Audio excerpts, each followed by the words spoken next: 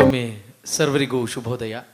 ಅಭಿನಯ ರಂಗಕೇಂದ್ರ ಕರ್ನಾಟಕ ಹಾಗೂ MES ರಂಗಶಾಲೆ ಸಹಯೋಗದಲ್ಲಿ ಈ ದಿನದ ಬಾಲೋತ್ಸವ ಕಾಲೇಜು ರಂಗವಲ್ಲಿ 2022ರ ಕಾರ್ಯಕ್ರಮಕ್ಕೆ ತಮಗೆಲ್ಲರಿಗೂ ಸಹ ಸಾಂಸ್ಥಿಕವಾಗಿ ಸ್ವಾಗತವನ್ನು ಬಯಸುತ್ತಾ, ಈ ಕಾರ್ಯಕ್ರಮ ನಿರಂತರವಾಗಿ ಇಡೀ ದಿನ ಕಾರ್ಯಕ್ರಮ ಜರುಗುತ್ತೆ. ಮಕ್ಕಳ ನಾಟಕಗಳನ್ನು ಇಲ್ಲಿ ಪ್ರಸ್ತುತಪಡಿಸಲಾಗುತ್ತೆ. ಅದಕ್ಕಾಗಿಯೇ ಈ ಕಾರ್ಯಕ್ರಮಕ್ಕೆ ವಿಶೇಷವಾಗಿ ಬಾಲೋತ್ಸವ ಎಂಬ ಶೀರ್ಷಿಕೆಯಲ್ಲಿ ಕಾರ್ಯಕ್ರಮವನ್ನು ಮಾಡ್ತಾ ಇರ್ತಕ್ಕಂಥದ್ದು ನಿಜಕ್ಕೂ ರಂಗಭೂಮಿಯ ಉಳಿವಿಗೆ ಮತ್ತು ಬೆಳವಣಿಗೆಗೆ ಒಂದು ಸಾಕ್ಷೀಭೂತವಾದಂಥ ಕಾರ್ಯಕ್ರಮ ಅಂತ ಭಾವಿಸ್ತಾ, ಮೊದಲಿಗೆ ಮುಖ್ಯ ಅತಿಥಿಗಳನ್ನು ಅಭಿನಯ ರಂಗಕೇಂದ್ರದ ಪ್ರಮುಖರಾದಂಥ ಸಂಸ್ಥಾಪಕರಾದಂತಹ ಡಾಕ್ಟರ್ KP ಅಶ್ವತ್ಥನಾರಾಯಣ್ ಸರ್ ಅವರು ವೇದಿಕೆಗೆ ಮುಖ್ಯ ಅತಿಥಿಗಳನ್ನು ಬರಮಾಡಿಕೊಳ್ತಿದ್ದಾರೆ. ತಮ್ಮೆಲ್ಲರ ಚಪ್ಪಾಳೆಯೊಂದಿಗೆ ನಾವು ಮುಖ್ಯ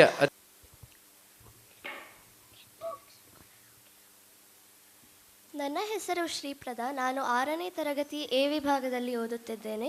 ನಾನು MES ಶಾಲೆಯಿಂದ ಬರುತ್ತಿದ್ದೇನೆ. ನನ್ನ ಹೆಸರು ಸ್ನೇಹ ಪ್ರಕಾಶ್. ನಾನು 7ನೇ ತರಗತಿ B ವಿಭಾಗದಲ್ಲಿ ಓದುತ್ತಿದ್ದೇನೆ. ನಾನು ಕೂಡ MES ಕಿಶೋರ್ ಕೇಂದ್ರ ಶಾಲೆಯಿಂದ ಬಂದಿದ್ದೇನೆ. ವನಮಾಲಿ ರಾಧಾರಮಣ ಗಿರಿಧಾರಿ ಗೋವಿಂದ, ವನಮಾಲಿ ರಾಧಾರಮಣ ಗಿರಿಧಾರಿ ಗೋವಿಂದ, ನೀಲಮೇಘ ಸುಂದರ ಭಾನುಕೋಟಿ ಸುಂದರ, ನೀಲಮೇಘ ಸುಂದರ ಭಾನುಕೋಟಿ ಸುಂದರ, ನಂದ ನಂದ ಗೋಪ ವೃಂದ ನಾರಾಯಣ ಗೋವಿಂದ, ಹರಿನಂದ ನಂದ ಗೋಪ ವೃಂದ ನಾರಾಯಣ ಗೋವಿಂದ, ಹರಿನಾರಾಯಣ.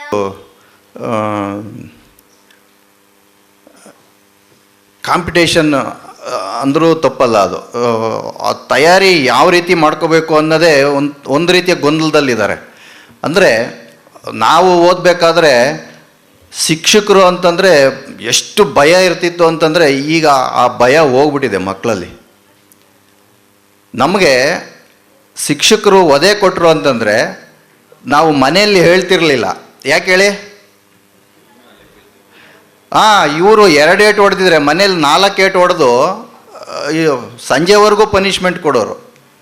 ಇವತ್ತು ಮಕ್ಕಳಿಗೆ ಹೊಡೀರಿ, ಇಮ್ಮಿಡಿಯೇಟ್ ಪೇರೆಂಟ್ಸು 4 ಜನನ ಜೊತೆಯಲ್ಲೂ ಕರ್ಕೊಂಬಂದಿರ್ತಾರೆ. ನನಗೆ ಮಾತನಾಡೋಕ್ಕೆ ಬರಲ್ಲ, ನೀನು ಬಾ ಮಾತನಾಡೋ ಅಲ್ಲಿ ಅಂತಂದೇಳಿ. ಹಂಗಿದ್ದಾಗ ಮಕ್ಕಳಿಗೆ ಏನು ಹೇಳ್ಕೊಡೋಕ್ಕಾಗುತ್ತೆ? ಮಕ್ಕಳನ್ನ ಹೆಂಗೆ ಹಿಡಿತದಲ್ಲಿ ಇಟ್ಕೊಳಕ್ಕಾಗುತ್ತೆ?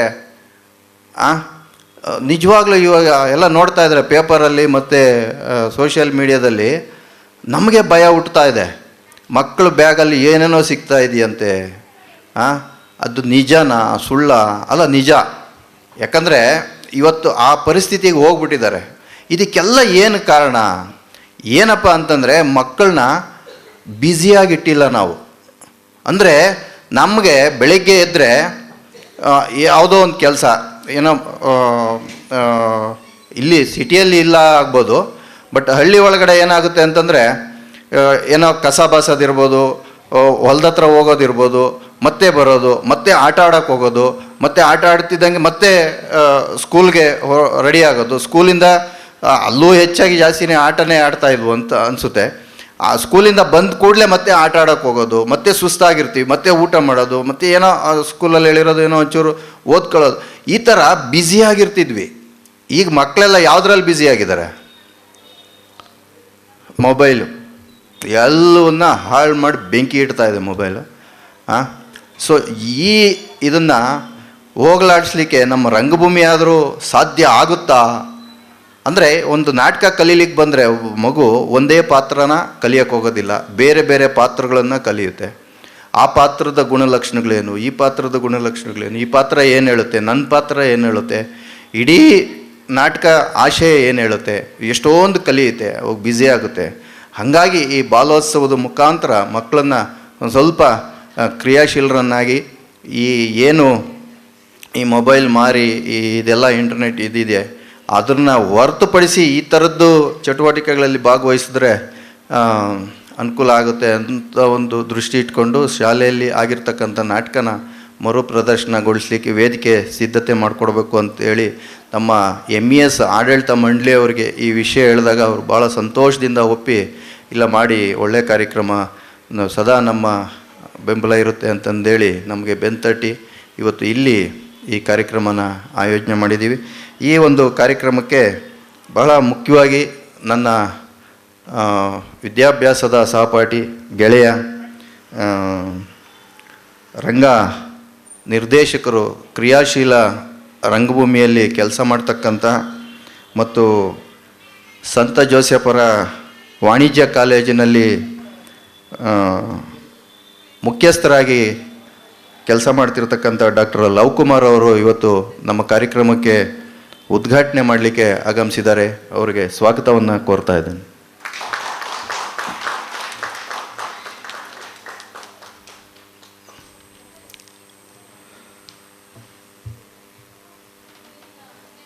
ವಿಶೇಷವಾಗಿ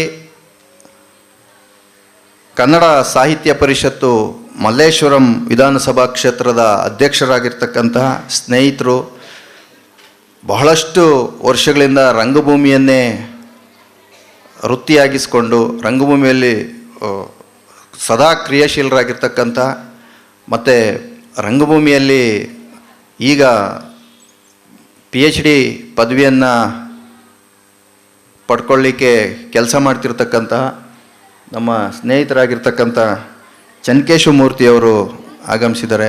ಅವರಿಗೆ ಹೃದಯಪೂರ್ವಕವಾಗಿ ಸ್ವಾಗತವನ್ನು ಕೋರ್ತಾ ಇದ್ದೇನೆ.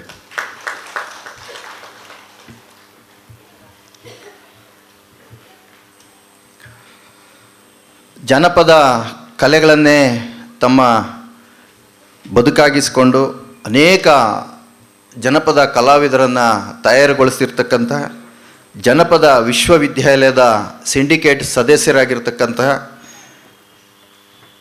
ಸ್ನೇಹಿತರು ಮತ್ತು ನಮ್ಮ ರಂಗಶಾಲೆ ಹಳೆಯ ವಿದ್ಯಾರ್ಥಿಗಳು ಶ್ರೀ ಹಿದಾಯತ್ ಅಹಮದ್ ಅವರಿಗೆ ಸ್ವಾಗತವನ್ನು ಕೋರ್ತಾ ಇದೆ. ನಮ್ಮೆಲ್ಲ ಕೆಲಸಗಳಲ್ಲಿ ಸದಾ ಹುರುಪಿನಿಂದ ಕೆಲಸ ಮಾಡ್ತಕ್ಕಂಥ ನಂಜಪ್ಪ S ದೊಡ್ಡಮದ್ರೆ ಅವ್ರಿಗೂ ಸಹ ಸ್ವಾಗತವನ್ನು ಕೋರ್ತಾ ಇದ್ದೇನೆ.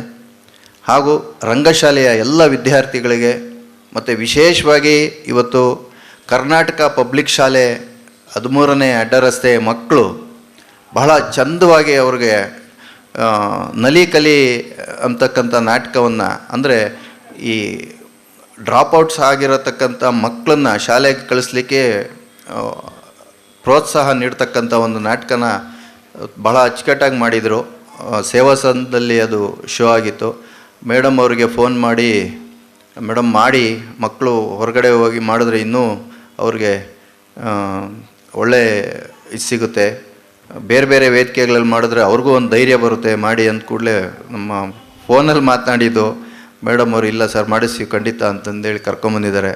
ತಮ್ಮೆಲ್ಲರಿಗೂ ಸ್ವಾಗತವನ್ನು ಕೋರ್ತಾ ಪ್ರೇಮಲತಾ ಮೇಡಮ್ ಅವರು ಮತ್ತು ವೇದ ಮೇಡಮ್ ಅವರು, ಮೇಡಮ್ ಸಬಿತಾ ಮೇಡಮ್ ಅವರು ಮತ್ತು MES ಶಾಲೆಯ ಎಲ್ಲ ಉಪಾಧ್ಯಾಯರು ಆಗಮಿಸಿದ್ದಾರೆ. ಮತ್ತು ಪೋಷಕರು ವಿಶೇಷವಾಗಿ ಭಾಳ ಆಸಕ್ತಿಯಿಂದ, ನನಗನ್ಸುತ್ತೆ ಇಲ್ಲಿ ಈ ಎಡಭಾಗದಲ್ಲಿರ್ತಕ್ಕಂಥ ಗ್ರೀನ್ ರೂಮಲ್ಲಿ, ನಿಮಗೆ ಬಲಭಾಗದಲ್ಲಿರ್ತಕ್ಕಂಥ ಗ್ರೀನ್ ರೂಮಲ್ಲಿ ಸುಮಾರು 100 ಜನ ಇದ್ದಾರೆ. ಅಲ್ಲಿ ಮಕ್ಕಳು ಮತ್ತು ಪೇರೆಂಟ್ಸ್ ಸೇರಿ ಎಷ್ಟು ಚೆನ್ನಾಗಿ ಅವರು ಪೇರೆಂಟ್ಸ್ ಏನೇನೇ ರೆಡಿ ಮಾಡ್ತಾ ಇದ್ದಾರೆ ಅಂತಂದರೆ, ನಿಜವಾದ ಕಲೆ ಇರೋದೇ ಅಲ್ಲಿ. ಅವರು ರಂಗದ ಮೇಲೆ ಮಾಡಲಿಕ್ಕಿಂತ ನೀವು ಅಲ್ಲಿ ಅಬ್ಸರ್ವ್ ಮಾಡಿದ್ರೆ ಗೊತ್ತಾಗುತ್ತೆ, ಎಲ್ಲ ಹೆಣ್ಮಕ್ಳು ಮತ್ತು ಪೇರೆಂಟ್ಸು ಎಷ್ಟು ಚೆನ್ನಾಗಿ ರೆಡಿ ಮಾಡ್ತಾ ಇದ್ದಾರೆ ಅಂತಂದರೆ ಅದೇ ಒಂದು ಖುಷಿ. ಭಾಗಿಯಾಗೋದಿದೆಯಲ್ಲ, ಅದು ಒಂದು ಸಂಭ್ರಮ. ಸೊ ಎಲ್ರಿಗೂ ಮತ್ತೊಮ್ಮೆ ನಾನು ಸ್ವಾಗತವನ್ನು ಕೋರ್ತಾ, ಮೀಡಿಯಾದವರು ಆಗಮಿಸಿದ್ದೀರಿ, ಮೀಡಿಯಾದವ್ರಿಗೂ ಸ್ವಾಗತವನ್ನು ಕೋರ್ತಾ ನನ್ನ ಮಾತುಗಳನ್ನು ಮುಗಿಸ್ತೀನಿ. ನಮಸ್ಕಾರ.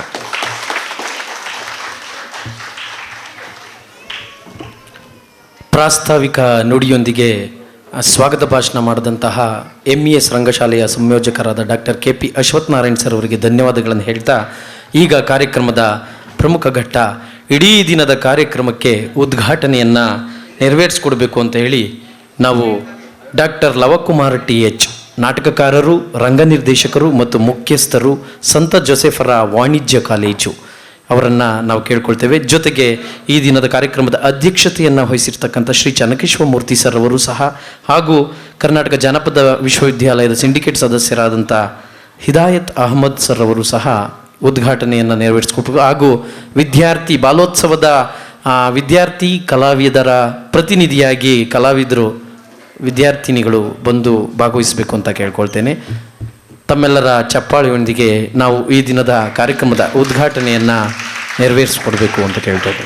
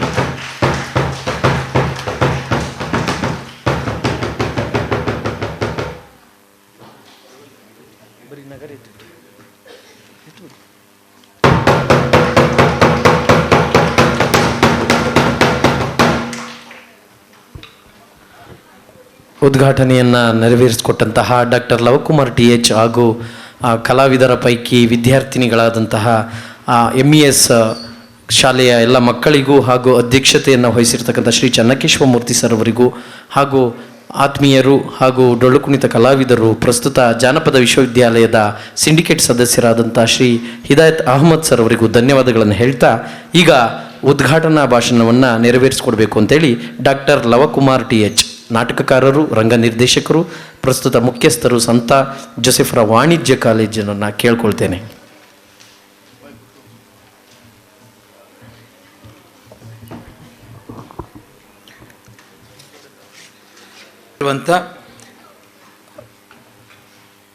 ನಮ್ಮ ಅಭಿನಯ ರಂಗಕೇಂದ್ರದ ಮುಖ್ಯಸ್ಥರಾದಂಥ ಶ್ರೀ ಅಶ್ವಥ್ ನಾರಾಯಣ್ ಅವರೇ, ಹಾಗೂ ಸ್ನೇಹಿತರಾದಂಥ ಮಲ್ಲೇಶ್ವರಂ ವಿಧಾನಸಭಾ ಕ್ಷೇತ್ರದ ಕನ್ನಡ ಸಾಹಿತ್ಯ ಪರಿಷತ್ತಿನ ಅಧ್ಯಕ್ಷರಾದಂಥ ಚನ್ನಕೇಶವ ಮೂರ್ತಿಯವರೇ, ಹಾಗೂ ಸ್ನೇಹಿತರಾದಂಥ ಜನಪದ ಕಲಾವಿದರು ಮತ್ತು ಸಿಂಡಿಕೇಟ್ ಸದಸ್ಯರಾದಂಥ ಹಿದಾಯತ್ ಅವರೇ, ಹಾಗೂ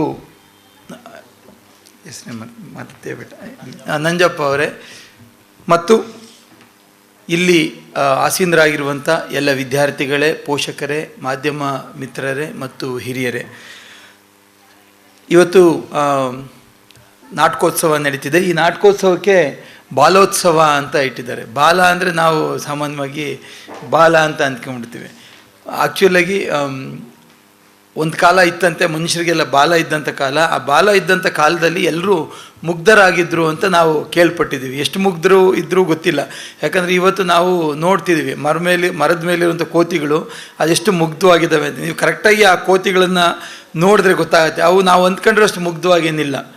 ಅವು ತಮ್ಮ ಜೀವನ ಕೌಶಲ್ಯವನ್ನು ಎಲ್ಲ ಕಡೆನೂ ತೋರಿಸ್ತಿದ್ದಾವೆ. ನೀವೊಂದು ದೇವಸ್ಥಾನದ ಹತ್ರ ಹೋಗಿ, ಮರಗಳ ಮೇಲೆ ಹೋಗಿ, ಮತ್ತು ಅವುಗಳಲ್ಲೂ ಕೂಡ ಅವ್ರದ್ದೇ ಆದಂಥ ರಾಜಕಾರಣ ಇರುತ್ತೆ, ಅವುಗಳದ್ದೇ ಆದಂಥ ಗುಂಪಿರುತ್ತೆ, ಅದರದ್ದೇ ಆದಂಥ ಜೀವನ ಶೈಲಿ ಇರುತ್ತೆ. ಒಂದು ಗುಂಪನ್ನು ಕಂಡ್ರೆ ಇನ್ನೊಂದು ಗುಂಪಿಗೆ ಆಗಲ್ಲ. ಎಲ್ಲ ಅಂದರೆ ಇಡೀ ಜೀವಜಾಲ ತನ್ನ ಅಸ್ತಿತ್ವಕ್ಕಾಗಿ ಹೋರಾಟ ಮಾಡ್ತಾನೆ ಇರುತ್ತೆ. ಭೂಮಿ ಕೂಡ ತಾನು ಉಳಿಯೋದಕ್ಕಾಗಿ ಅನೇಕ ಜೀವಿಗಳನ್ನು ಬಲಿ ತಾಳ್ತಾ ಇರುತ್ತೆ. ಅಂದರೆ ಪ್ರಕೃತಿಯೂ ಕೂಡ ನಮ್ಮ ಕಣ್ಣಿಗೆ ಭಾಳ ಮನಮೋಹಕವಾಗಿ ಕಾಣ್ಬೋದು, ಆದರೆ ಅದು ಕೂಡ ತಾನು ಉಳಿಯೋದಕ್ಕೋಸ್ಕರ ಹಲವಾರು ಜೀವಜಾಲವನ್ನು ಪೋಷಿಸ್ತಾ ಇರುತ್ತೆ. ನದಿಯನ್ನು ಪೋಷಿಸ್ತಾ ಇರುತ್ತೆ, ಸಮುದ್ರವನ್ನು ಪೋಷಿಸ್ತಾ ಇರುತ್ತೆ, ಬೆಟ್ಟ ಗುಡ್ಡಗಳನ್ನು ತಾನೇ ನಿರ್ಮಿಸ್ಕೊಂಡಿದೆ. ಹಾಗಾಗಿ ನನಗನ್ಸೋದೆ ಅಂದರೆ ಈ ಜಗತ್ತಿನಲ್ಲಿ ಯಾರೂ ಮುಗ್ಧರಲ್ಲ ಮತ್ತು ಯಾರೂ ಅಸಹಾಯಕರಲ್ಲ. ಎಲ್ಲರೂ ಕೂಡ ಕ್ರಿಯಾಶೀಲರು ಮತ್ತು ಎಲ್ಲರಿಗೂ ಕೂಡ ಏನನ್ನೂ ಕಟ್ಟುವಂಥ ಶಕ್ತಿ ಮತ್ತು ಒಳಗಡೆ ಸಹಜವಾಗಿಯೇ ಚೈತನ್ಯ ಇರುತ್ತೆ. ಹಾಗಾಗಿ ನಾವು ಬಾಲಕರು, ಮಕ್ಕಳು ಅಂದಾಗ ನಾವೇನು ಅಂದ್ಕೊಳ್ತೀವಿ ಅಂತ ಹೇಳಿದ್ರೆ ಅವ್ರಿಗೇನು ಗೊತ್ತಿಲ್ಲ, ಅವರು ಮುಗ್ಧರು, ಅವರು ಖಾಲಿ ಸ್ಲೇಟು, ನಾವು ಅವ್ರ ಮೇಲೆ ಏನೋ ಬರೀಬೇಕು ಅಂತ ಭಾವಿಸ್ಬಿಡ್ತೀವಿ. ಹಂಗೆ ಅಂದ್ಕೊಂಡಿದ್ದ ತಕ್ಷಣ ನಾವು ಸಣ್ಣದಾಗಿ ಎಡವು ಬಿಟ್ಟಿರ್ತೀವಿ. ಯಾಕಂತ ಹೇಳಿದ್ರೆ ನವಮ್ ಚಾಮ್ಸ್ಕಿ ಅಂತ ಒಬ್ಬ ನಮ್ಮ ಜಗತ್ತಿನ ಭಾಳ ಶ್ರೇಷ್ಠ ವಿಜ್ಞಾನಿ, ಅವನು ಲಿಂಗ್ವಿಸ್ಟ್ ಕೂಡ, ಪೊಲಿಟಿಕಲ್ ಸೈಂಟಿಸ್ಟ್ ಕೂಡ. ಅವನೇನು ಹೇಳ್ತಾನೆ ಅಂತ ಹೇಳಿದ್ರೆ, ಈ ಲ್ಯಾಂಗ್ವೇಜ್ ಸ್ಕಿಲ್ ಏನಿದೆ ಅಥವಾ ಕ್ರಿಯೇಟಿವಿಟಿ ಕಾಂಪೋನೆಂಟ್ ಏನಿದೆ, ಸೃಜನಶೀಲತೆಯ ತುಡಿತ, ಅದು ಪ್ರತಿದಿನ ಕಾಣಿಸೋದು. ಸೊ ಆ ಸಂದರ್ಭದಲ್ಲಿ ಆ ಜಾಗನ ತುಂಬಿದವರು ಚನ್ಕೇಶಮೂರ್ತಿ ಸರ್ ಅವರು ವೇದಿಕೆಯಲ್ಲಿದ್ದಾರೆ. ಅವ್ರಿಗೂ ಈ ವೇದಿಕೆ ಮುಖಾಂತರ ವಂದಿಸುತ್ತಾ ಯಾವುದೋ ಒಂದು ಬಗ್ಗೆ ವಿಚಾರ ತಂದರು. ಸೊ ಇಲ್ಲಿ ಬಂದಿರೋ ಪುಟಾಣಿ ಮಕ್ಕಳಲ್ಲಿ ಹೇಳೋದೇನಂತಂದರೆ, ನಿಮ್ಮ ಮೊಬೈಲನ್ನು ಒಳ್ಳೆ ದೃಷ್ಟಿಯಿಂದ ಬಳಸಿ. ನಿಮಗೆ ಈಗ ಇವತ್ತು ಜಗತ್ತು ಹಂಗ ಇಲ್ಲ ಅಂತ ಅಂತೀವಿ ನಾವು. ಮೊಬೈಲ್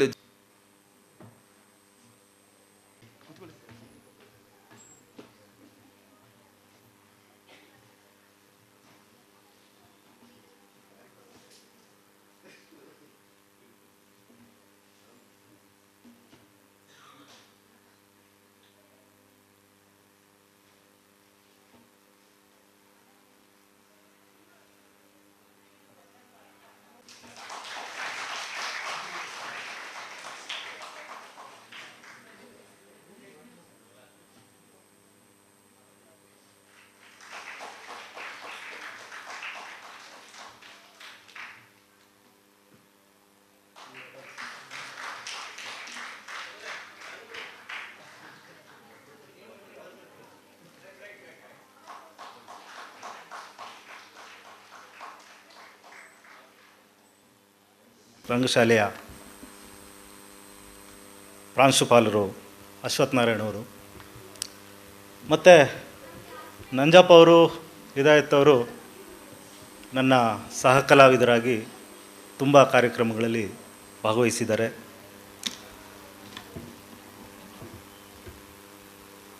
ವೇದಿಕೆಯ ಮುಂಭಾಗದಲ್ಲಿರುವ ಎಲ್ಲ ಪೋಷಕರೇ, ಶಿಕ್ಷಕ ವರ್ಗದವರೇ ಮತ್ತು ವಿದ್ಯಾರ್ಥಿಗಳೇ, ಅಭಿನಯ ರಂಗಕೇಂದ್ರ ಕರ್ನಾಟಕ ಮತ್ತು MES ರಂಗಶಾಲೆ ಸಂಯುಕ್ತವಾಗಿ ಆಯೋಜಿಸಿರುವ ಈ ಬಾಲೋತ್ಸವ ಕಾಲೇಜು ರಂಗವಲ್ಲಿ, ಈ ಕಾರ್ಯಕ್ರಮದಲ್ಲಿ ಮುಖ್ಯವಾಗಿ ನಾವು ನಮ್ಮ ಸ್ನೇಹಿತರಾದ ಲವ್ಕುಮಾರ್ ಅವರು ಮತ್ತು ಹಿದಾಯತ್ತು ಇವರೆಲ್ಲ ಮಾತಾಡಬೇಕಾದ್ರೆ ಹೇಳ್ತಾಯಿದ್ರು, ಮಕ್ಕಳು ಹೇಗಿರಬೇಕು, ಮಕ್ಕಳಿಗೆ ಯಾವ ಯಾವ ಪರಿಕರಗಳನ್ನ ಕೊಡಬೇಕು ಕೊಡಬಾರ್ದು ಅನ್ನೋದು, ಮತ್ತು ಶಿಕ್ಷಕರ ಜವಾಬ್ದಾರಿಗಳು ಏನಿರಬೇಕು ಅನ್ನೋದನ್ನು, ಇದೆಲ್ಲವೂ ಕೂಡ ಸತ್ಯನೇ. ರಂಗಭೂಮಿ ತೆರೆದ ವಿಶ್ವವಿದ್ಯಾಲಯ ಇದ್ದಾಗೆ. ಅಂದರೆ 4 ಗೋಡೆಗಳ ನಡುವಿನ ಕೊಠಡಿಯಲ್ಲಿ ಕಲಿಸುವಂಥ ಪಾಠ ಅಲ್ಲದೆ ಹೊರಗಡೆ ಇದನ್ನು ಸಮಾಜದಲ್ಲಿನ ಆಗುಹೋಗುಗಳನ್ನ ಒಂದು ರೀತಿ ಆಟದ ಮೂಲಕ ಹೇಳ್ಕೊಡುವಂಥ ಒಂದು ಪ್ರಕ್ರಿಯೆ. ಈ ರಂಗಭೂಮಿ ಕಲಿಕೆಯಿಂದ ಮಕ್ಕಳಿಗೆ ತುಂಬ ಉಪಯೋಗ ಇದೆ. ಶಿಕ್ಷಕರು ಮತ್ತು ಪಾಲಕರು ಈ ವಿಷಯನ ಗಮನಿಸಬೇಕು ಅಂತ ನನ್ನ ಮನವಿ. ಮಕ್ಕಳಿಗೆ ಬಿಹೇವಿಯರ್ ಸೈನ್ಸ್ ಅಂತ ಏನು ಹೇಳ್ತೀವಿ, ಅಂದರೆ ನಡೆ ನುಡಿ, ಹೇಗೆ ಯಾವ ಕಾಲದಲ್ಲಿ ಹೇಗಿರಬೇಕು, ಸಮಯೋಚಿತವಾಗಿ ಹೇಗೆ ಮಾತಾಡಬೇಕು, ಭಯವನ್ನು ಹೋಗಲಾಡಿಸುವಂಥ ಕೆಲವೊಂದು ಸಂದರ್ಭಗಳನ್ನು ಹೇಗೆ ಎದುರಿಸೋದು, ಈ ಥರದನ್ನೆಲ್ಲ ರಂಗಭೂಮಿ ಕಲಿಸ್ಕೊಡುತ್ತೆ. ಈ ರಂಗಭೂಮಿನಲ್ಲಿ ಮನೋರಂಜನೆ ಮೂಲಕ ಕಲಿಕೆಯನ್ನು ಹೇಳ್ಕೊಡ್ಬೋದು. ಹಾಗಾಗಿ ಎಲ್ಲ ಪೋಷಕರಿಗೆ, ಶಿಕ್ಷಕರಿಗೆ ಮತ್ತು ವಿದ್ಯಾರ್ಥಿ ಬಾಲಕ ಬಾಲಕಿಯರಿಗೆ ನನ್ನ ಮನವಿ ಏನು ಅಂದರೆ, ತಾವೆಲ್ಲರೂ ರಂಗಭೂಮಿಯನ್ನು ಖುಷಿಯಿಂದ ಎಂಜಾಯ್ ಮಾಡ್ತಾ ಕಲೀರಿ. ಅದರ ಮೂಲಕ ತಾವು ಸಮಾಜದ ಸ್ವಾಸ್ಥ್ಯವನ್ನು ಕಾಪಾಡೋದಕ್ಕೆ ಎಲ್ಲರೂ ಸಹಕಾರಿಯಾಗಿರ್ತೀರಿ ಅಂತ ಹೇಳಿ ನನ್ನ ಮಾತು ಮುಗಿಸ್ತೀನಿ. ನಮಸ್ಕಾರ. ರಂಗಭೂಮಿ ಅಂದರೆ ಕೇವಲ ಮನರಂಜನೆಯಾಗಿ ನೋಡಬಾರ್ದು.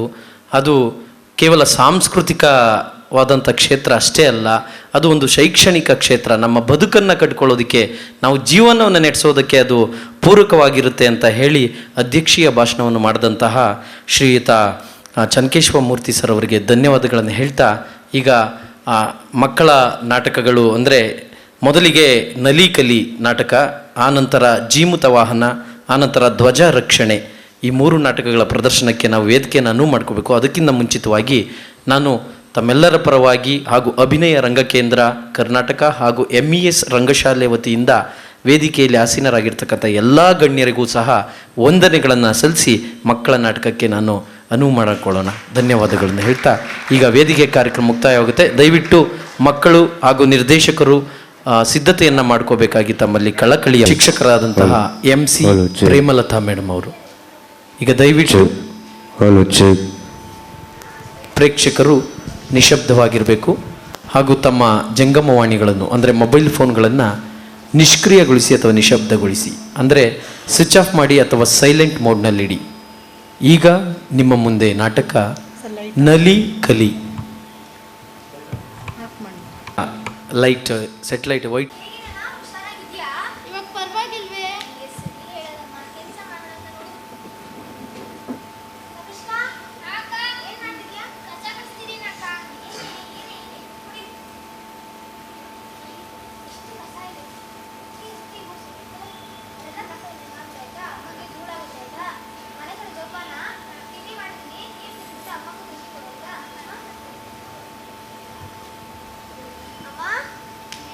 ಬರ್ತೀನಿ, ಹುಷಾರಾಗಿರು ಆಯ್ತಾ? ಮಾತ್ರ ನೀರು ಇಟ್ಟಿದ್ದೀನಿ, ಆಮೇಲೆ ಕನಿಷ್ಠ ಕೇಳ್ತೀನಿ. ಲಕ್ಷ್ಮಿ, ಲಕ್ಷ್ಮಿ, ಮನೆ ಕೆಲಸ ಮುಗಿಸಿ ಬೇಗ ಬರ್ತೀನಿ. ಬರ್ತೀನಮ್ಮ, ಬರ್ತೀನಿ. ಮನೆ ಕಡೆ ಹೋಗೋಣ.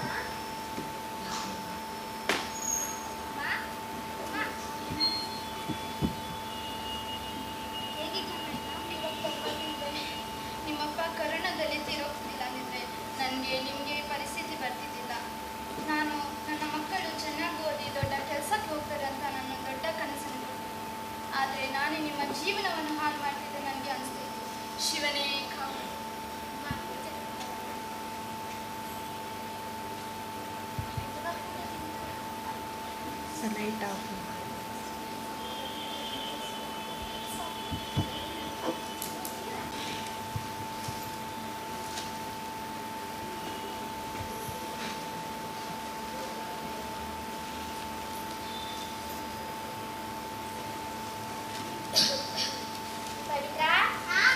ಸ್ಕೂಲಿಗೆ ರೆಡಿ ಅಲ್ಲ? ಹಾಂ ಸರಿ, ಒಂದು ಗ್ಲಾಸ್ ನೀರು ತಂದ್ಕೊಡು. ಏನಮ್ಮ ಮಾಡ್ತಾ ಇದೀಯಾ? ಏನಮ್ಮ ಹಿಂಗೆ ಹಿಂಗೆ? ಏ ಪೆದ್ದಿ ಹೋಗೆ. ನೋಡ್ರಿ, ನೀರು ತಗೋಬ ಅಂದರೆ ಡ್ಯಾನ್ಸ್ ಮಾಡ್ತಾರೆ. ಮುದ್ದಮ್ಮ, ನಿಮ್ಮ ತಂಗಿ ನೀರು ಚೆಲ್ಲಿದ್ದಾಳೆ, ಬಡಿಸ್ಬಿಡು. ಏನಮ್ಮ ನೀನು ಮಾಡ್ತಾ ಇರೋದು? ಹೇಳಿದ್ವಿ ಹಿಂಗೆ ಹಿಂಗೆ ಕೊಡ್ಕೆಲಿ ಬಡಿಸ್ತಾರೆ ಯಾರಂದ್ರೆ ನೋಡ್ರಿ, ಎಲ್ಲ ಕೆಲಸ ನಾನೇ ಮಾಡ್ಬೇಕು. ನನ್ನ ಮಕ್ಕಳು ಹೆಂಗೆ ಡ್ಯಾನ್ಸ್ ಆಡ್ಕೊಂಡು ಮಾಡ್ತಾರೆ. राजाधिराजाय प्रसह्यसारिणे नमो वयं वैश्रवणाय कुर्महे समे कामान् कामकामाय मह्यम् कामेश्वरो वैश्रवणो ददातु महाराजाय नमः.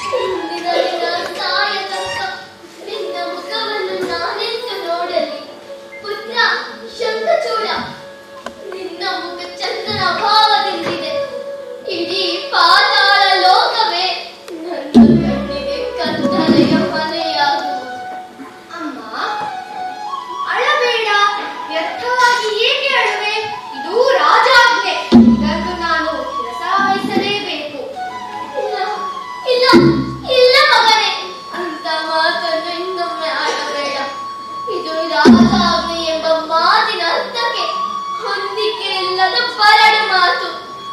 ಮುದುಕಿಯಾದ ನನ್ನನ್ನು ಬಲಿಗೊಡದೆ ಅವಿವೇಕದಿಂದ ಇದನ್ನು ನಿನಗೆ ವಿಧಿಸಿದ ರಾಜನು. ರಾಜನೇ ಸರ್ವತ ಅಲ್ಲ. ಶಿವ ಶಿವ, ನನ್ನ ಕಂದನನ್ನು ರಕ್ಷಿಸುವವರು ಯಾರು ಇಲ್ಲವೇ? ಯಾರು ಇಲ್ಲವೇ? ಇರುವೆನು, ಇರುವೆನು, ಇದೋ ನಾನಿರುವೆನು. ಗರುಡ, ಇದೋ ನಿನ್ನ ಆಹಾರವಾಗಿ ನನ್ನನ್ನು ನಾನು ಕಳುಹಿಸಿರುವೆನು. ತಾಯೇ, ಈತನು ಗರುಡನಲ್ಲ, ಯಾಳವಾದ ಪುರುಷೋತ್ತಮನೊಬ್ಬನು. ಮಗನೇ, 100 ವರ್ಷ ಬಾಳು, 100 ವರ್ಷ ಬಾಳು. ಇದೀಗ ನಾನು ಬಹಳವಾಗಿ ಅಂಜಿಕೆಗೆ ಒಳಗಾಗುವುದರಿಂದ ಇಡೀ ಜಗತ್ತೇ ನನ್ನ ಕಣ್ಣಿಗೆ ಗರುಡಮಯವಾಗಿ ಕಾಣುತ್ತಿರುವುದು.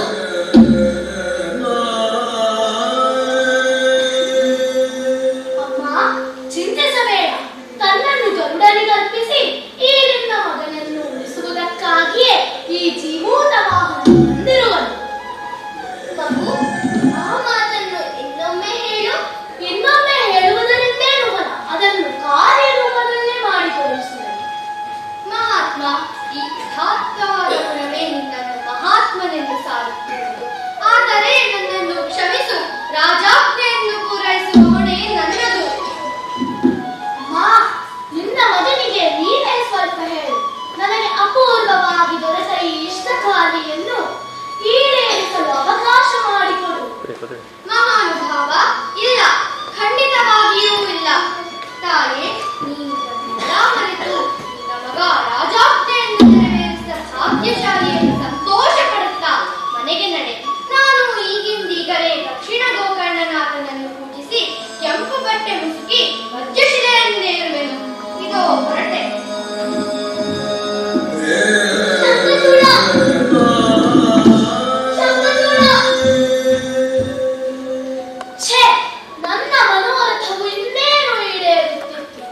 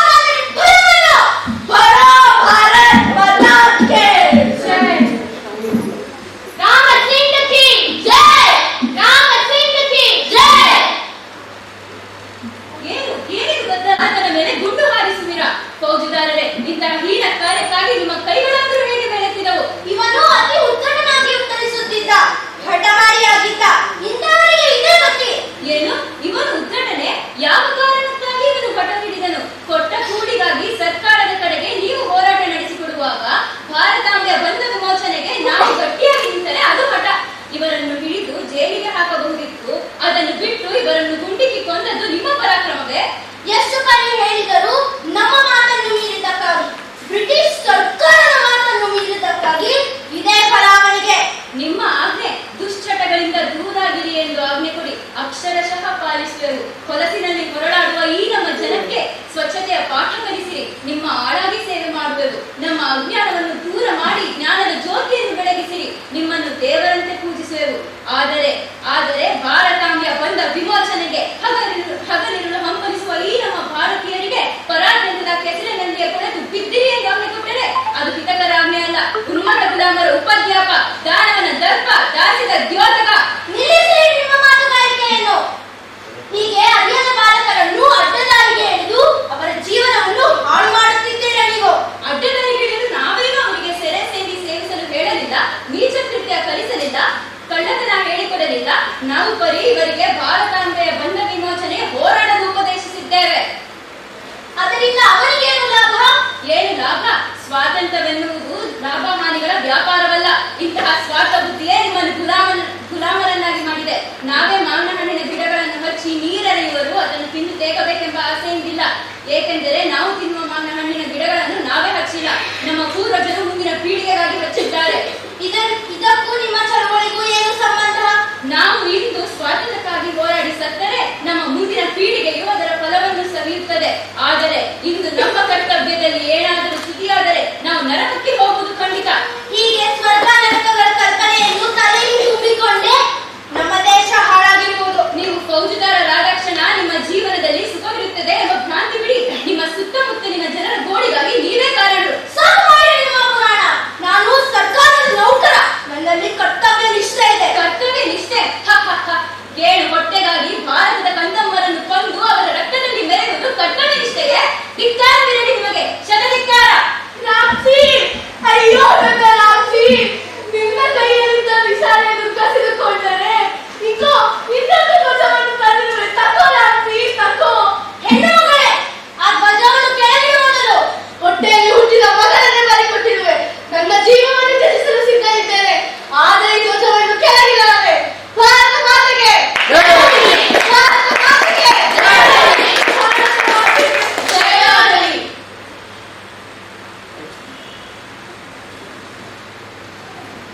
Lights off.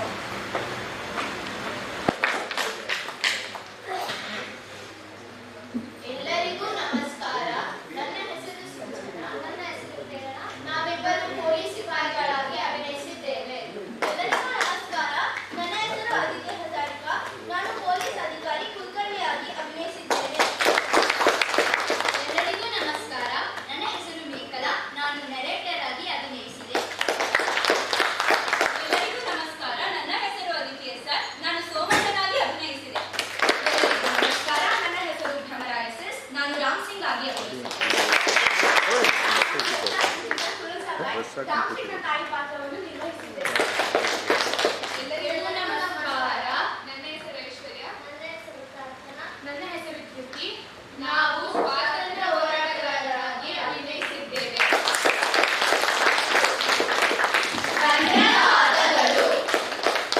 ಧನ್ಯವಾದಗಳು. MES ಕಿಶೋರ್ ಕೇಂದ್ರದ ಪ್ರೌಢಶಾಲಾ ವಿದ್ಯಾರ್ಥಿಗಳು ಈಗ ನಿಮ್ಮ ಮುಂದೆ ಧ್ವಜ ರಕ್ಷಣೆ ಎಂಬ ನಾಟಕವನ್ನು ಪ್ರಸ್ತುತಪಡಿಸಿದ್ರು. ನಿಜಕ್ಕೂ ಇವತ್ತಿಗೆ ಏನು 75ನೇ ಪ್ರಸ್ತುತವಾದಂತಹ ಒಂದು ನಾಟಕ. ನಿರ್ದೇಶಕರಾದ ಡಾಕ್ಟರ್ ಚಂದ್ರಶೇಖರ್ ಸರ್ ಅವರಿಗೆ ಧನ್ಯವಾದಗಳನ್ನು ಹೇಳ್ತಾ ಎಲ್ಲ ವಿದ್ಯಾರ್ಥಿಗಳಿಗೂ ಸಹ ಅಭಿನಯ ರಂಗ ಕೇಂದ್ರ ಹಾಗೂ MES ರಂಗಶಾಲೆಯ ಸಹಯೋಗದ ಈ ಪ್ರಮಾಣ ಪತ್ರವನ್ನು ನೀಡಬೇಕು ಅಂತ ನಾವು ಅಶ್ವಥ್ ನಾರಾಯಣ್ ಸರ್ ಅವರನ್ನು ಕೇಳ್ಕೊತೀವಿ.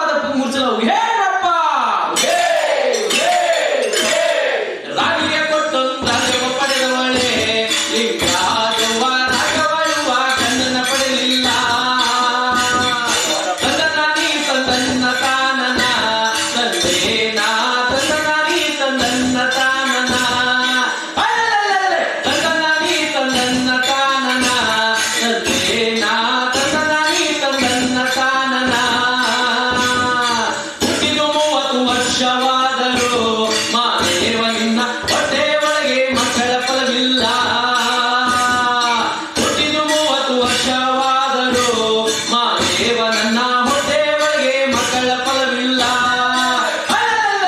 ತನ್ನ ನಾಡಿ ತನ್ನ ತಾನನ ತಂದೇನ ತನ್ನ ನಾಡಿ ತನ್ನ ತಾನನ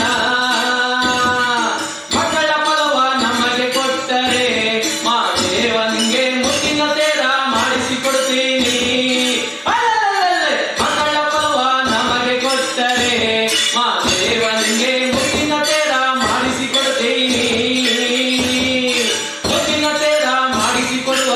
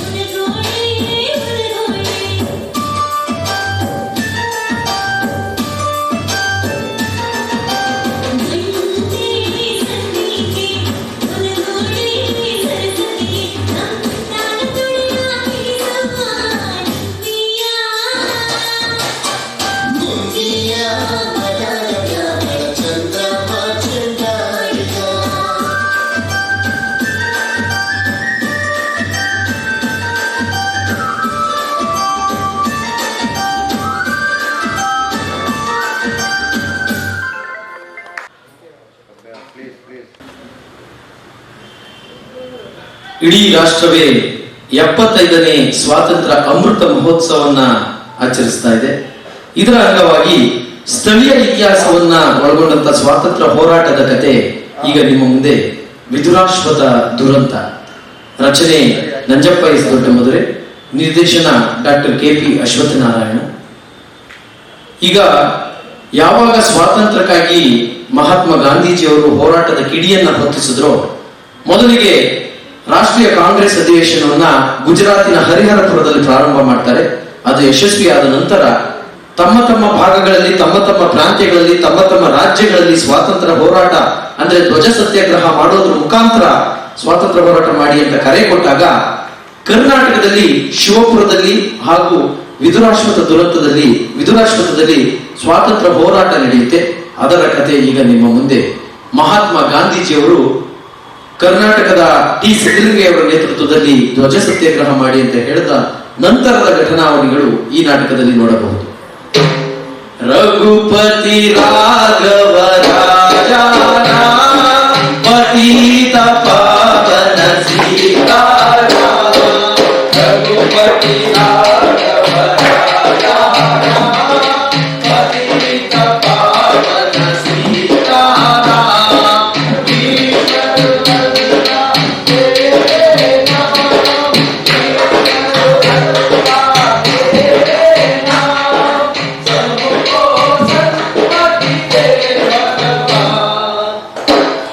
ಹರಿಜನೋದ್ಧಾರ ಕಾರ್ಯಕ್ರಮಕ್ಕೆ ಅಸ್ಪೃಶ್ಯತೆ ನಿವಾರಣೆಗೆ ನಿಧಿ ಸಂಗ್ರಹಿಸುತ್ತಿದ್ದೇವೆ.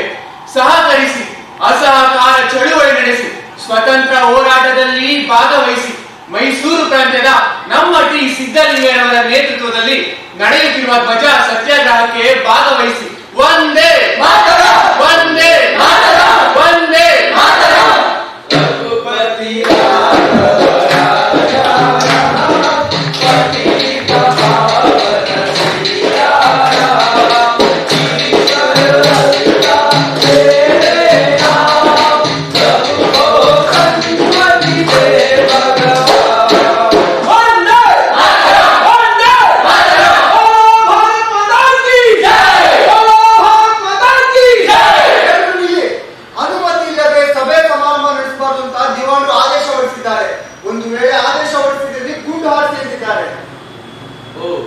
ಹಾಗಾದ್ರೆ ನಾವು ಶಾಂತಿಯುತವಾಗಿ ಹೋರಾಟ ಮಾಡಲೇಬೇಕು. ಯಾಕಂದ್ರೆ ಹರಿಹರಪುರದಲ್ಲಿ ಮಹಾತ್ಮ ಗಾಂಧೀಜಿಯವರು ತಮ್ಮ ಭಾಗಗಳಲ್ಲಿ ಧ್ವಜ ಸತ್ಯಾಗ್ರಹ ಮಾಡಿ ಅಂತ ಹೇಳಿದ್ದಾರೆ. ನಾವು ಸ್ವಾತಂತ್ರ್ಯವನ್ನು ಪಡಿಬೇಕು ಅಂದ್ರೆ ನಾವು ಧ್ವಜ ಸತ್ಯಾಗ್ರಹ ಮಾಡಲೇಬೇಕು. ಹಾಗಾದ್ರೆ ಸರಿಯಾದ ಸ್ಥಳ, ಸರಿಯಾದ ದಿನಾಂಕವನ್ನು ನಿಗದಿ ಮಾಡಿ. ಹೌದು, ಹಾಗಾದ್ರೆ ನಮ್ಮ ಚಳುವಳಿನ ನಮ್ಮ ಶಿಂಷಾ ನದಿ ದಂಡೆಯಲ್ಲಿರೋ ಶಿವಪುರದಲ್ಲಿ ನಡೆಸೋಣ. ಅಷ್ಟೇ ಅಲ್ಲದೆ ಅಲ್ಲಿನ ವಿಶಾಲ ಜಮೀನು ಇರೋದ್ರಿಂದ ನಮ್ಮ ಚಳುವಳಿಗೆಯ ಉದ್ದೇಶಗಳನ್ನ, ಸಂದೇಶಗಳನ್ನ ನಮ್ಮ ಜನರಿಗೆ ತಲುಪಿಸೋಕೆ ಸಾಧ್ಯವಾಗುತ್ತೆ. ಶಿವಪುರ ಸೂಕ್ತವಾದ ಜಾಗ. ಅಲ್ಲಿಗೆ ರೈಲ್ವೆ ವ್ಯವಸ್ಥೆ ಇರೋದ್ರಿಂದ ಸುತ್ತಮುತ್ತಲಿನ ಹಳ್ಳಿ ಜನ, ಧಾರವಾಡ, ಮಂಗಳೂರು, ಬೆಂಗಳೂರು, ಕೋಲಾರ ಎಲ್ಲಾ ಕಡೆಯಿಂದಲೂ ಜನ ಸುಲಭವಾಗಿ ಸೇರಬಹುದು. ಹೌದು. ಹಾಗಾದ್ರೆ ನಾವು ಶಿವಪುರದಲ್ಲಿ ಧ್ವಜ ಸತ್ಯಾಗ್ರಹವನ್ನು ಮಾಡಿರೋಣ.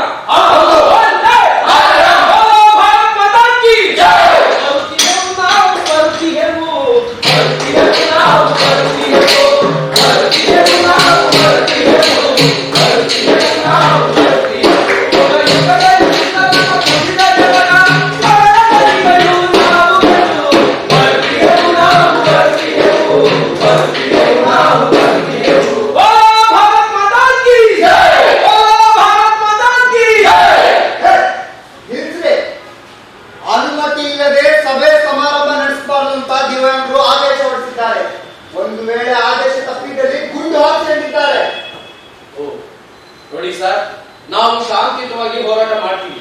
ಯಾಕಂದ್ರೆ ಧ್ವಜ ಸತ್ಯಾಗ್ರಹ ಮಾಡುವುದು ನಮ್ಮ ಮುಖ್ಯ ಉದ್ದೇಶ. ಹೌದು, ಏನಂತೀರಾ? ಕ್ಷಮಿಸಿ ಸರ್, ಶಾಂತಿ ಸಮಾಧಾನದಿಂದ ನಡೆಯಲಿ ಸಭೆಗಳನ್ನು ಗುಂಡಾರಿಸಿ ಯಾವುದೇ ರೀತಿ ತೊಂದರೆ ಮಾಡಲ್ಲ ಸರ್. ಅನರ್ಹ ಅಸಮರ್ಥ ಜಿಲ್ಲಾಧಿಕಾರಿ ನೀನು ನಚಿತ್ರನ್ನು ವರ್ಗಾವಣೆ ಮಾಡಬೇಕು. ಹೀಗೆ ನಿಷ್ಠಾವಂತ ಪ್ರಾಮಾಣಿಕ ಅಧಿಕಾರಿಗಳನ್ನ ಎತ್ತಗಡಿ ಮಾಡ್ತಾರೆ. ಇನ್ನು ಚಳುವಳಿಕಾರರನ್ನ ಬಂಧನಕ್ಕೀಡು ಮಾಡ್ತಾರೆ. ಅಂದ್ರೆ ಮೇಕ್ರಿ ಅವರು ಬ್ರಿಟಿಷ್ ಅಧಿಕಾರದಲ್ಲಿ ಪೊಲೀಸ್ ಅಧಿಕಾರಿ ಆಗಿದ್ರು ಸಹ ಅವರು ಚಳುವಳಿಕಾರರ ಪರವಾಗಿ ನಿಂತದ್ದಕ್ಕೆ ಅವರ ಸವಿ ನೆನಪಿಗಾಗಿ ಇನಾಯತುಲ್ಲಾ ಮೇಕ್ರಿ ಅಂತೇಳಿ ಬೆಂಗಳೂರಿನ ಪ್ರಸಿದ್ಧ ವೃತ್ತ ಮೇಕ್ರಿ ಸರ್ಕಲ್ ಅಂತ ಹೆಸರಿಟ್ಟಿದ್ದಾರೆ. ಇಂತಹ ಅಧಿಕಾರಿಗಳ ಎತ್ತಂಗಡಿ ಹಾಗೂ ಚಳುವಳಿಕಾರರ ಬಂಧನ ಆದ್ರೂ ಧ್ವಜ ಸತ್ಯಾಗ್ರಹ ಯಶಸ್ವಿಯಾಗಿ ನಡೆಯುತ್ತೆ. ಆಗ ಟಿ ಸಿದ್ದಲಿಂಗ ಅವರು ಒಂದು ಕರೆಯನ್ನು ಕೊಡ್ತಾರೆ. ನಿಮ್ಮ ನಿಮ್ಮ ಭಾಗಗಳಲ್ಲಿ ನಿಮ್ಮ ನಿಮ್ಮ ಪ್ರಾಂತ್ಯದಲ್ಲಿ ಧ್ವಜ ಸತ್ಯಾಗ್ರಹವನ್ನ ಇದೇ ರೀತಿ ಮಾಡಿ ಎಂದಾಗ ಚಳುವಳಿಕಾರರೆಲ್ಲರೂ ಸಹ ಮುಂದಿನ ಧ್ವಜ ಸತ್ಯಾಗ್ರಹದ ನಿರ್ಧಾರವನ್ನು ಪಡೆದದ್ದು ಇಂದಿನ ಕೋಲಾರ ಜಿಲ್ಲೆ, ಪ್ರಸ್ತುತ ಚಿಕ್ಕಬಳ್ಳಾಪುರ ಜಿಲ್ಲೆ ಗೌರಿಬಿದನೂರು ತಾಲೂಕಿನ ವಿದುರಾಶ್ವತ್ಥದಲ್ಲಿ.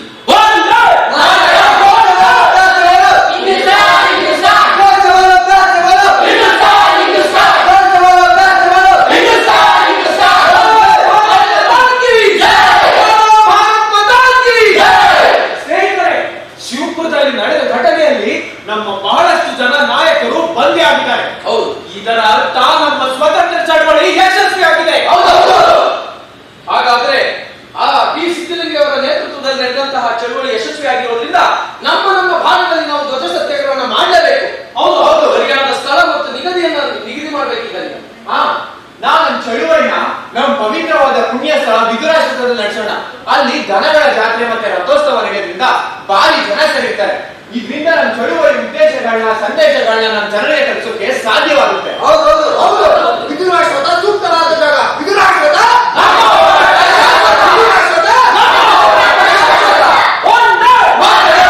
ಚಳುವಳಿಗಾರರೇ, ನಾವು ಇಲ್ಲಿ ಘೋಷಣೆ ಕೂಗಿದ್ರೆ ನಮಗೆ ಸ್ವಾತಂತ್ರ್ಯ ಸಿಗೋದಿಲ್ಲ.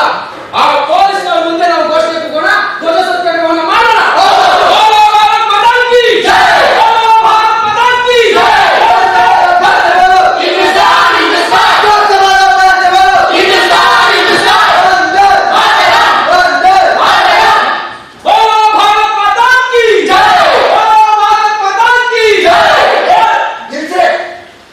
ಹೆಜ್ಜೆ ಮುಂದೆ ಇಟ್ಟು ಹುಷಾರ್.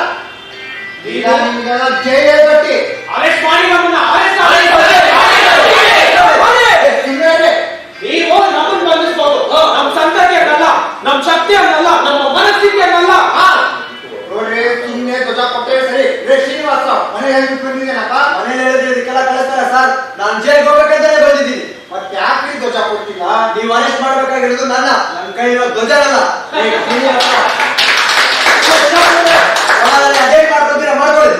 ರೇ ರಾಮಾಚಾರ್ಯ, ಶ್ರೀನಿವಾಸರಾವ್ ಬೇಗ ಧ್ವಜ ಕೊಡಕ್ ತಕರಾರು ಮಾಡ್ತಾ ಇದ್ದಾರೆ.